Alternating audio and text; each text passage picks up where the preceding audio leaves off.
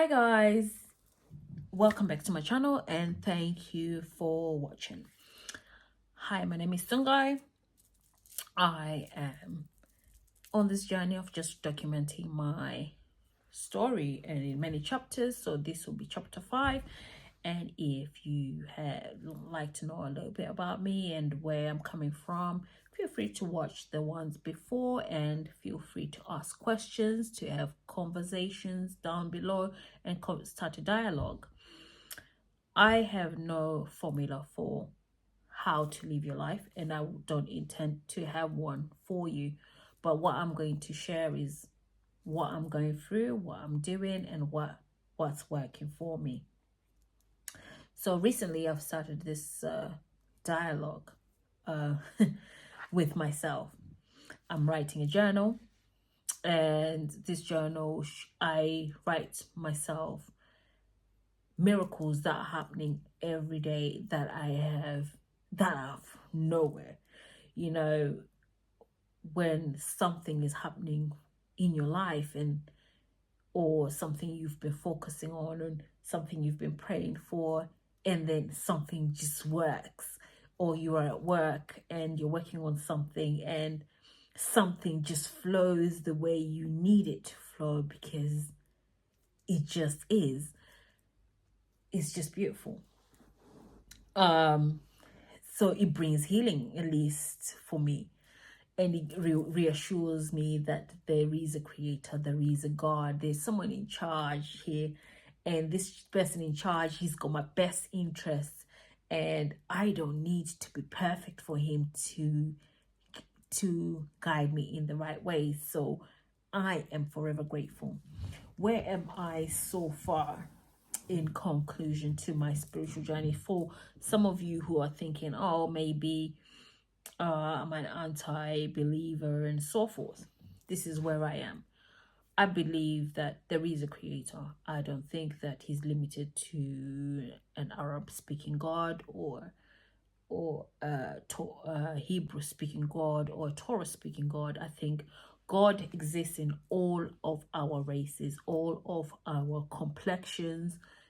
In as much as we are one race, we have a way to communicate with the supreme being that's individual to our ethnic diversities. And in our diversities, we have to individually connect with them the way we are. There is no right way to communicate with God. That's a control mechanism, because that's why we find the journey with Samson is different from the journey with David. That's why we see the journey with Samuel is different from the journey with Joshua. That's why we see the journey with Elisha is different from the journey with Isaiah. Then we see Ezekiel is different from the journey with Daniel. These are all journeys in their multiple ways. They did not have one way of following that way. And understanding that everybody has a role to play. I might take somebody to be a villain in my story. Does not mean they're a villain in God's story, because I am not the ultimate. However, they are a villain in my story. I can validate that in my story. But however, in the bigger picture, they're not a villain. They have a role to play.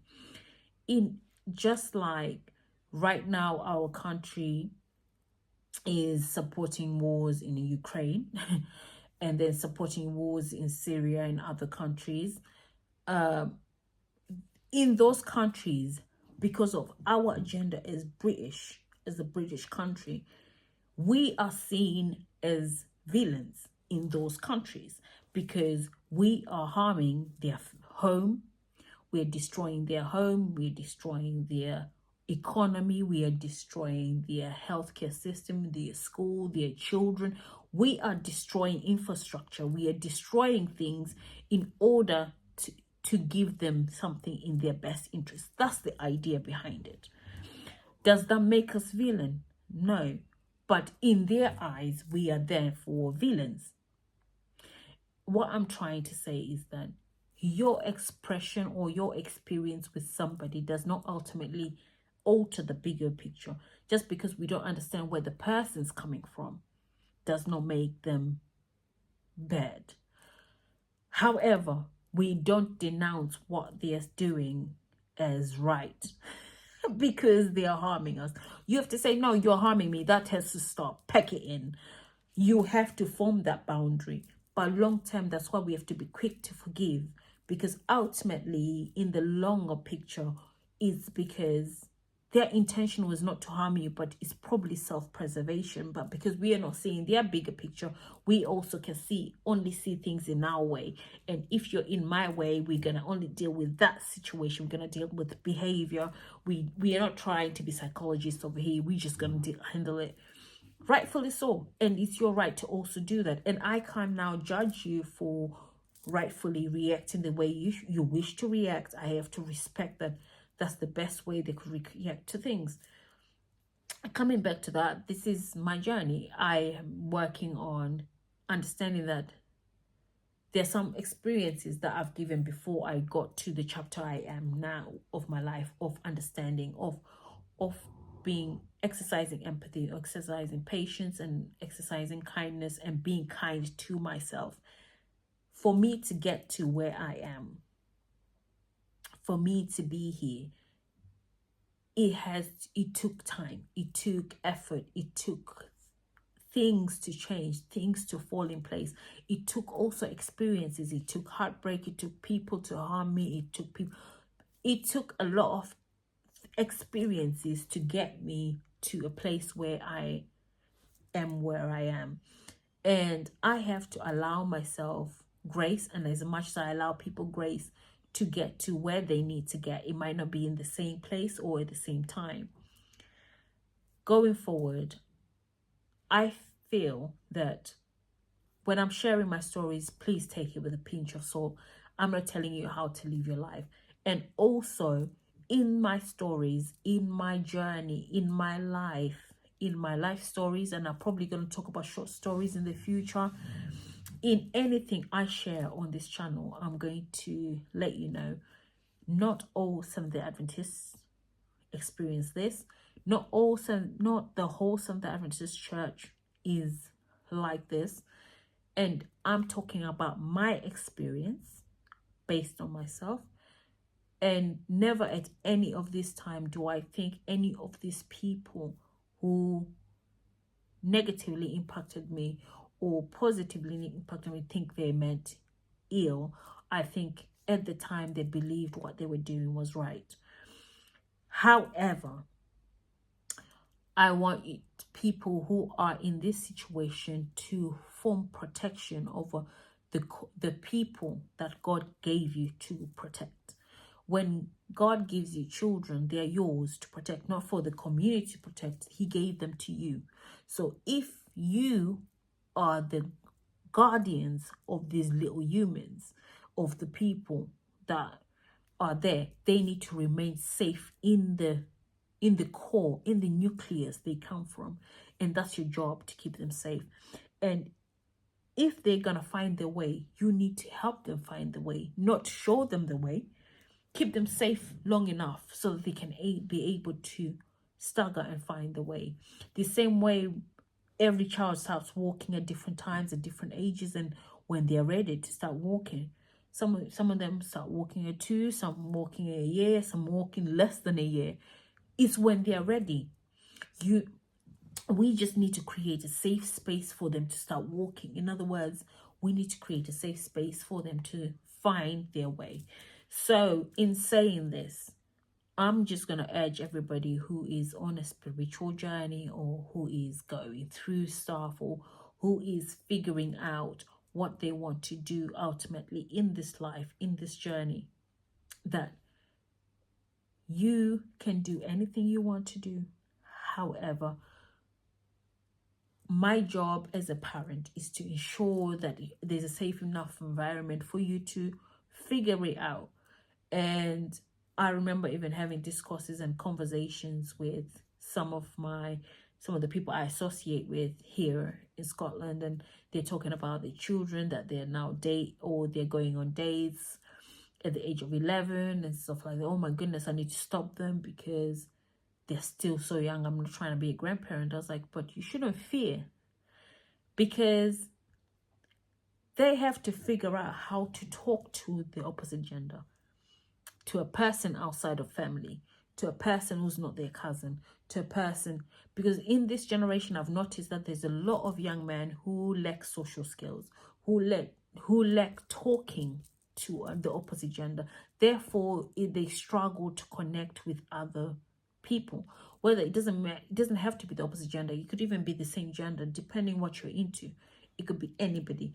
You have to allow your children to make mistakes. And I, as a parent, when another child has made a mistake with your child, you need to allow them grace and then give them tools to navigate fixing a situation. I really recall, and I learned that from my mother, because when she realized that they were so extreme, she had a she called me and had a conversation. She goes, I'm sorry for the experience you may have had with us, because we thought we were doing the right thing, and we really did. And I think they honestly believe they were. But for going forward from that, what I learned from that experience is that I don't need to, if it's right, it's going to be right. I don't need to be shouting on mountaintops. What's true, what's fact is fact. What is. The sky is blue. You can tell me it's green. Baby, you could be wearing glasses that are green. But what I'm fighting with you and telling you that it's green, it's blue, and you're saying it's green. Honey, we're both right. But your glasses are impairing you to see the real clear sky, which is blue. But then you could turn around and say, no, the sky is white, because all you see is clouds. But because I'm in Scotland, the sky is blue in Scotland.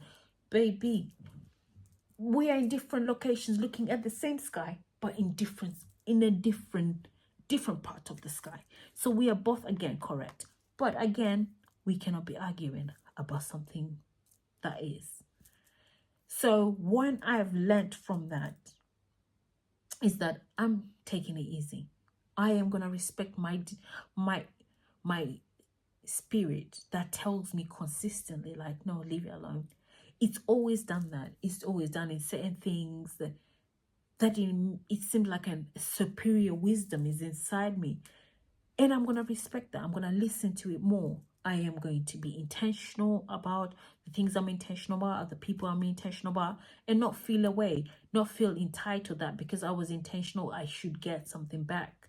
No, because the people that poured into me, that were not my parents, that poured positivity into me, those core people never benefited. There's no reward external. No one paid them and said, here's 100,000, here's 100 British sterling for you for pouring into this person with priceless love and intentional and life skills that some people don't even attain and some people have never experienced. But what I also learned that it's beautiful to be passionate, and I will continue to be passionate in this life and the next. I'll continue to be passionate, and it's not something to be shameful about. I will continue to be passionate, but also I'm aware that at times I can be passionate, and my passion can be misunderstood as aggression or loud or intense. I'm aware of that. So when someone does say, oh, she's quite intense, I'm not offended. I would say, yeah, I can be sorry. And I will apologize. I came across like that, and I will correct it and say, well, it's passion. But I understand that it can come across as that. Therefore, I'm not offended about someone seeing me because they can see. I'm appreciative that they can see me, because there's some people who walk around the planet who are misunderstood because they're passionate, but they're not even aware that it's their passion that's causing the misunderstanding. But when you understand who you are, you're aware that you may come across in that way. Therefore, you can navigate the better world into that. So, just something I've learned. This is segue, I guess. This is a side note, what I've learned from life so far. So going forward, I'm going to be talking about other things after other life stories, and I'm going to be doing short stories, and I'll be calling them short stories. And this is a slight conclusion of the chapters, the introductory chapters of my life, and I hope you do enjoy. I have done YouTube in the past, and then I quit it, then I started again because there was a time when I was on a spiritual journey, so most of my rhetoric was more about that, but we're here and I'm on the other side. So I like traveling, so I might take you out with me. And I did some simple renovations in my flat that I'm in now, and I might show you what it was during, because it was only during the renovations that my sister encouraged me to start recording like what I'm doing, what I get up to. So I'm gonna try and do that, and I'm trying to do time lapses and try and show you what I'm doing. And I'll sit here and talk about where it started, how I feel about it, and what I'm working on, and how we're here. But yeah, I'm gonna try and be as transparent as possible. I'm gonna try and have conversation as honest as possible, and what I don't wish to talk about, we'll skedaddle past. But feel free to ask me. Life is a journey. We're constantly learning, and there is nothing in this life that is fair. So life is not fair, so don't expect anything to be fair. Just know life is not fair, and it's okay. And guess what? It's not fair so that you can have all these experiences, all these tools, so that you can be a better adult and allow yourself to bloom and grow into whoever you are. As a woman, you had to navigate periods. You had to menstrual cycles. You had to navigate your hormones. You have to know that your seasons are like the seasons of the world, but you go through them every month, and you're expected to function in society, but you're going through all this time. Basically, we go through summer, autumn, winter, spring in this body every month, because when it's spring, that's baby when you are fruitful, that's when you're fertile. Autumn, that's when you're about to go on your period. Winter, you're on your period. Spring, you're back. You're back. When it's summer, it's nice, but then life is a cycle. Take it lightly, enjoy it, allow yourself to feel, allow yourself to experience. I'm gonna encourage you to stay away from drugs, but you